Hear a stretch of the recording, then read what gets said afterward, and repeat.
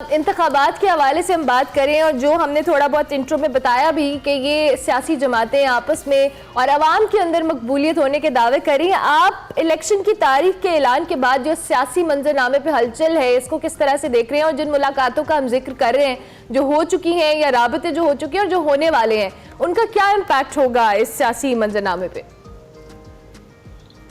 مجھے تو کوئی ہلچل نظر نہیں آ رہی، پتہ نہیں آپ کو کہاں یہ نظر آئی ہے۔ ابھی تو بالکل خاموشی ہے، ملاقاتیں ہیں، بیانات ہیں اور کانفرنسز ہیں، اس کے علاوہ تو کوئی گہما گہمی نظر نہیں آتی، کیونکہ انتخابات کی تاریخ کا تو اعلان ہو چکا ہے۔ لیکن جو باتیں آپ کرکٹ کے حوالے سے شروع میں کر رہے تھے اور سیاست سے جوڑ رہے تھے کہ سارے کھلاڑی میدان میں نہیں ہیں، اور میدان تو اس وقت سجتا ہے کہ جب سب ٹیمیں کھیلیں، سب کو باری ملے اور سب کے ساتھ انصاف ہونا چاہیے۔ ایسا ہوتا نظر نہیں آ رہا، تو یہ وہ انتخابات نہیں ہے جن کی کہ آپ توقع رکھ رہے ہیں یا جو ماضی میں قطع کلامی کی مدد۔ کل کرکٹ میں اگر آپ کو دلچسپی ہو تو کل ایک ٹائم آؤٹ کا واقعہ بھی ہوا نا، اس میں ایک پلیئر جو ہے وہ کھیلنے کے لیے آئے لیکن لیٹ ہو گئے تو کھیل نہیں سکے، تو کوئی ٹائم آؤٹ کا واقعہ بھی ہو سکتا ہے۔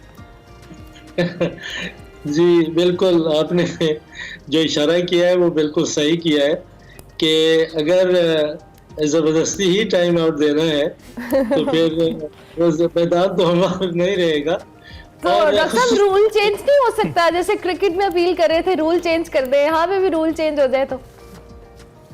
دیکھیں، اگر ٹرافی کے قریب ایک ٹیم ہو اور دوڑ کے وہ بہت پہلے پہنچی ہوئی ہو، اس نے سکور اچھا کیا ہوا ہو ماضی میں، اور اگر وہ جو گھسی پٹی ٹیمیں ہیں جو ماضی میں وہ کہتے ہیں کہ امپائر کے ساتھ مل کے کھیلتی رہی ہے، اگر ان کو امپائر کی مدد سے لے کے آگے کرنے کی کوشش کریں تو انتخابات میں گہما گہمی تو پیدا نہیں ہوگی، انتخابات بھی ہو جائیں گے، اب جو میچ ہے سیاسی وہ بھی ہو جائے گا اور کسی کو ٹرافی بھی مل جائے گی، لیکن یہ ہے کہ وہ پھر زنگ آلود ہوگی، اس میں وہ چمک دمک نہیں ہوگی اور اس کی وہ ساکھ نہیں ہوگی۔ اس کو لوگ کہیں گے کہ یار یہ وہ ٹرافی نہیں ہے، وہ کسی اور کے پاس ہے، یہ ٹرافی یہ جعلی ٹرافی ہے۔ اور اگر ایسے اگر باتیں ہوئی انتخابات کے بارے میں تو ملک کو بہت نقصان ہوگا، ہماری سیاست کو، ہماری جمہوریت کو، ہمارے اداروں کی ساکھ کو بہت نقصان پہنچے گا۔ اور پھر یہ بھی سوچیں کہ جن کو آگے کرنے کی کوشش کی جا رہی ہے، اور یہ جو آپ نے بات کی نا کہ نظریاتی اختلافات ہیں پیپلز پارٹی اور مسلم نون میں کوئی نظریات تو رہے نہیں، کون سے نظریات ہیں پیپلز پارٹی کے، کون سے نظریات ہیں مسلم لیگ نون کے؟ یہ طاقت کی سیاست ہے، وہ جو کھیلنے کی کوشش کر رہے ہیں اور جو دونوں کو آگے کرنے کی کوشش کی جا رہی ہے، یہ آپس میں نورا کشتی کر رہے ہیں۔ تو یہ کبھی وہ ایک دوسرے کو وہ گھسیٹ رہے ہوتے ہیں سڑکوں پہ، اور کسی وقت وہ اپنے آپ کو گلے مل کے حکومتیں بنا رہے ہوتے ہیں۔ 16 ماہ کی حکومت کو آپ نے دیکھا کہ ان کو جب تک کہ خطرہ ہے کسی سے اس وقت تک تو اکٹھے رہیں گے، جب وہ کہیں گے کہ چلو ان کی اس کی سیاست۔ یہ تو ہماری انفارچونیٹلی ڈاکٹر صاحب ہماری تاریخ ہے نا سیاست کی، کہ جو بھی جیسے کچھ رہنماؤں کو ماضی میں اگر آپ سب سے بڑا ڈاکو کہتے ہیں پھر انہی کو آپ چیف منسٹر بھی بنا دیتے ہیں۔ ہمارے وزرائے اعظم، ہمارے پولیٹیکل لیڈرز اس طرح کی کمپرومائزز کرتے رہتے ہیں۔ آپ کو یاد ہوگا کہ ایم کیو ایم کے اوپر سب سے پہلے مقدمہ ہمارے former prime minister chairman Tehreek Insaf نے کیا تھا لندن میں جا کے، اور پھر اسی کے ساتھ انہوں نے اتحاد بھی کیا۔ اسی طریقے سے ان جماعتوں کی بھی جو آپ بات کریں، بالکل میں آپ کی بات سے متفق ہوں۔ تو یہ تو ہماری انفارچونیٹ پولیٹیکل ہسٹری کا حصہ ہے اور کوئی بھی اس سے ماورا نہیں ہے، یا ہے؟ نہیں، بالکل آپ صحیح کہہ رہے ہیں، اس میں کوئی شک نہیں ہے۔ اس سے آپ کو پتہ لگتا ہے کہ کتنا اخلاقی دیوالیہ پن ہے۔ آپ بنگلہ دیشی پلیئر کے حوالے سے آپ کر رہے تھے، تو یہاں کون سے اصول ہیں؟ وہی بات جو آپ کر رہے تھے کہ میں کہہ رہا تھا کہ نظریات نہیں ہے، یہ طاقت کی سیاست ہے، اور طاقت کی سیاست میں پھر کوئی اصول نہیں ہوتے۔ جب کسی کو آپ اتحادی بناتے ہیں، کسی کو اپنے ساتھ رکھتے ہیں، کسی کی مخالفت کرتے ہیں، تو یہ طاقت کی سیاست ہے، نظریات کی نہیں۔ اور یہ عوام کو آپ نے ریلیف ہونے کی بات کی کہ جی عوام کو ریلیف دیں گے، کون سا ریلیف دیں گے، کیسے دے سکتے ہیں؟ انہوں نے جو اسٹرکچرل پرابلمز ہیں پاکستان کے، آپ کو کل پرسوں اخبار میں آیا ہوا تھا، میں اس کو تصدیق تو نہیں کر سکتا کہ صرف سٹیل مل کا جو نقصانات ہیں $18 بلین ہیں. جی جی. اب دیکھیں $18 بلین آپ نقصان کر چکے ہیں. کس وجہ سے ہوا ہے؟ کہ اس میں یہ مختلف سیاسی جماعتوں کے لوگ وہاں پہ بھرے پڑے ہیں. بالکل ٹھیک کہہ رہے ہیں. ان کو آپ نہ نکال سکتے ہیں جی، نہ وہ آپ کی مل کو پرائز ہونے، نہ آپ کو. تو یہ $18 بلین کا کون ذمہ دار ہے؟ اور جو بجلی مہنگی ہے یہ کارخانے کس نے لگائے ہیں؟ یہ ان سے بات کریں نا، جو آگے آ کے آپ کے عوام کے مسائل کو حل کرنے کے لیے آگے آپ لائے جا رہے ہیں، ان کا ماضی کیا ہے؟ تو ان کے ماضی کو دیکھیں. خدا کے لیے اپنے لوگوں کے بارے میں سوچیں، اپنے ملک کے بارے میں سوچیں، اپنی نسلوں کے بارے میں سوچیں. میرا پختہ یقین ہے جو لوگ ماضی میں رہے ہیں ان کو آپ لائیں گے تو ملک کو تباہ کر دیں. ٹھیک ہے. اچھا ڈاکٹر صاحب، یہ جس طرح سے آپ بات کریں اوبویسلی اب یہی سیاسی جماعتیں ہیں، یہی چہرے ہیں، یہی سیاستدان ہیں جو گھوم پھر کر ایک جماعت سے نکلتے ہیں دوسری جماعت میں آتے ہیں اور پھر وہی باتیں ہیں، وہی دعوے ہیں، وہی عوام کو ریلیف دینے کی باتیں ہیں. تو یہ تو سیاسی منظرنامہ صرف اسی طرح سے رہتا ہے، صرف کردار بدلتے رہتے ہیں. تو آپ کے خیال میں ایسے کون سے کردار ہیں یا کون سی ایسی جماعت ہے یا کون سے ایسے ریپریزنٹیٹیوز ہیں؟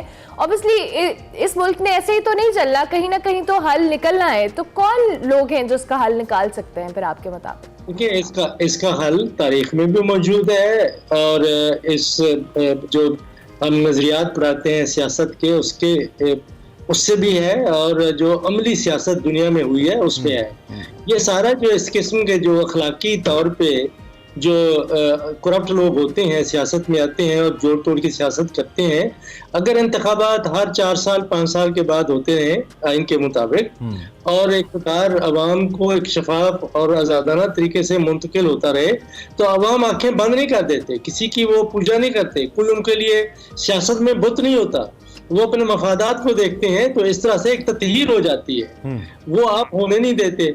آپ کسی کو نکال کے ہیرو بنا دیتے ہیں، کسی کو آگے لے آ کے پھر جس کی کوئی بنیاد ہی نہیں ہوتی اس کو آپ آگے وزیر اعظم بنانے کی. ڈاکٹر صاحب اجازت دیجیے گا، ایک تو آپ جن کی طرف اشارہ کر رہے ہیں ہیرو بنا دیتے، اور بالکل ٹھیک ہے، ان کا کردار جب ہوا ہے تو ملک کو نقصان ہوا ہے. لیکن دوسری جانب ہمارے سیاستدانوں نے بھی تو مایوس کیا ہے نا. یعنی کہ انہوں نے ان کے تجربات مختلف اوقات میں ایک ہی شخصیت پہ تو نہیں رہے، مختلف شخصیات پہ رہے ہیں، اور جو بھی شخصیت آئی ہے ٹل ناؤ ہم کہہ سکتے ہیں کہ وہ تجربہ کامیاب نہیں ہوا. کہیں نہ کہیں سب نے اپنی طاقت کے لیے، جیسا آپ نے شروع میں کہا، گٹھ جوڑ کیا، اپنی پوزیشن کو مستحکم کرنے کے لیے سمجھوتے کیے، عجیب و غریب قانون سازیاں کیں، اور پھر اس کا اوورآل سسٹم کو نقصان ہوا. تو کہیں ان کی طرف سے بھی تو اتنی کوئی اہلیت دکھائی نہیں گئی ہمارے پولیٹیشنز کی طرف سے کہ وہ انٹرفیئر نہ کرتے جن کی جانب آپ کا اشارہ ہے.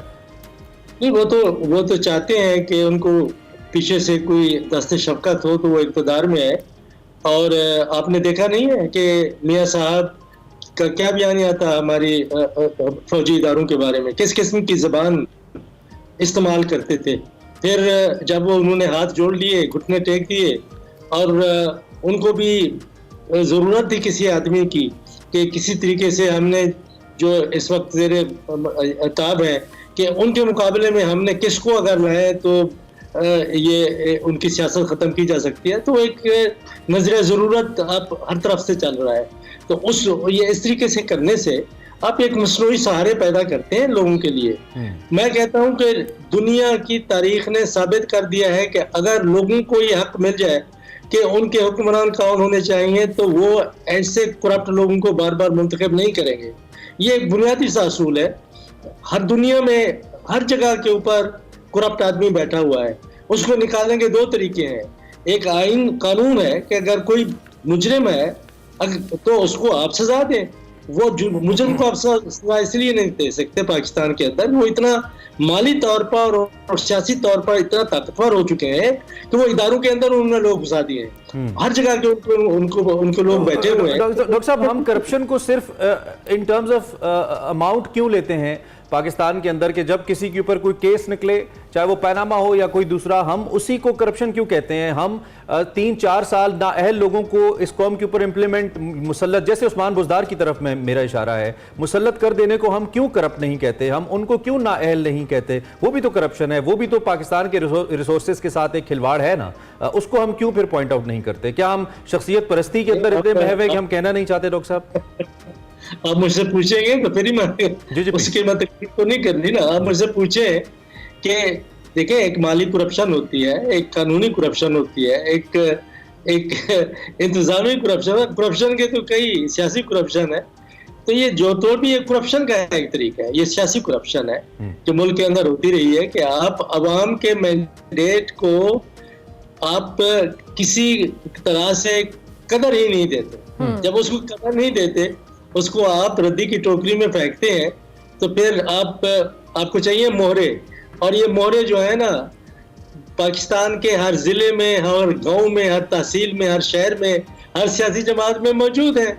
तो ये जो मोहरों का हमारे मैं ज्यादा बात इस बारे में नहीं करना चाहता कि ये मोहरों का खेल हमें खत्म करना चाहिए। हमें एक शफाफ तरीके से मुल्क को आगे चलाने की जरूरत है। हमारी मोहब्बत इस वतन से है। देखें, कल कितना दुख की बात है कि हमारे एक कर्नल साहब 3-4 सिपाही दहशतगर्दों ने मार दिए, शहीद कर दिए। दिल दुखता है कि हम हर तरफ से दहशतगर्द बलूचिस्तान में हमारे ऊपर हमला कर रहे हैं, दहशतगर्द हमारे फौजियों के ऊपर खैबर पख्तूनख्वा में, हर जगह के ऊपर। और हम मुल्क को किस तरफ ले जा रहे हैं?